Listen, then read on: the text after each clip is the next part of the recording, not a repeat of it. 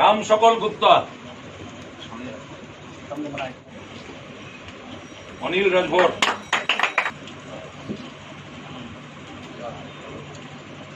मिंटू नैबे फैगौ बिटिसि इलेक्शननि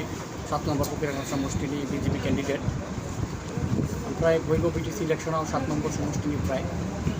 आं आसा खालामो आरो खावलायबाय सुबुंफोरखौ माबा जेसेबां बर' सुबुंफोर बे ककिरागाव समष्टिनि गेजेराव दं बिथांमोनाखौ आं खावलायबाय जे नोंथांमोना गावनि भोट आंनो हरनानै आं जाहाथे बांसिन बुरजा माबा बांद्राय भोट लानानै आं जाहाथे देरहानो हायो आरो देरहानायनि उनाव आं जाहाथे बे ककिरागाव समष्टिनि गेजेराव जेसेबां लामाया दं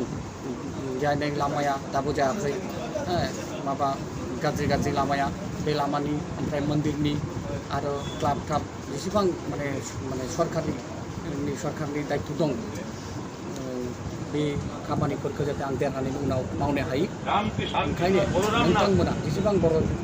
सुबुंफोर बे ककिरागाव समष्टिनि गेजेराव दं आं खावलायबाय नोंथांमोना गावनि बिबायबो भोट आंनो हरदो नोंथांमोना आंनो आशीर्बाद होदो जाहाथे आं देरहानायनि उनाव गोरिब सुबुंफोर गोरिब मानसिनि थाखाय आं जाहाथे खामानि मावनो हायो खुलुमबाय गोजोन्थों। औ दिनै माबा बे ककिरागावनि गेजेराव जोंना कार्यालयनि सिङाव 300नि बारा सुबुंफोर फैनानै माबा बिजेपि दलाव अंशग्रहण खालामदों माबा आरो फैगौ रबिबार आरो 500 बर'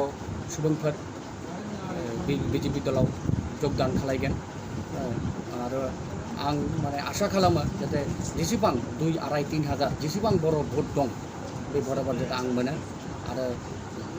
गरिबनि थाखाय आरो रायजोफोरनि थाखाय आं जाहाथे डेभेलप खालामनो हायो ओंखायनो आं आसा खालामगासिनो। আমি ইয়াত বিভিন্ন অঞ্চলৰ পৰা অহা বিভিন্ন জনগোষ্ঠী মানে পুৰুষ মহিলা 30ঘৰমান আমাৰ ইয়াত জইন কৰিব। আমি গোটেই এৰিয়াবিলাকত আমি আমাৰ যি বুথ কমিটি আছে এইবিলাকত ঘূৰি আমি যিমানখিনি ৰাইজৰ উৎসাহ দেখিছোঁ ইমান আমি